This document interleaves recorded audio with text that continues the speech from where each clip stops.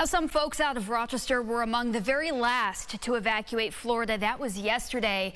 And to us, they described their flights back in one word: scary. Ron Spitzer shares their story as well as those still heading to the Sunshine State.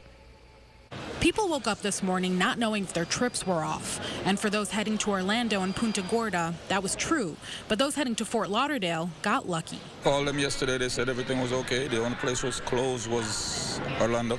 Patrick Caesar has a layover in Fort Lauderdale before continuing to Texas.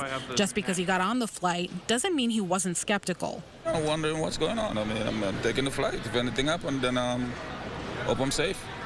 Others were looking to make it back home to Rochester before Hurricane Milton made landfall.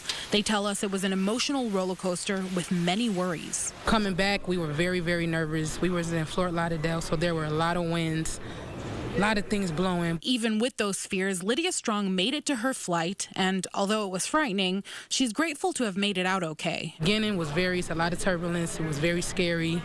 We were crying in the beginning, but God got us through that thing, so I'm grateful.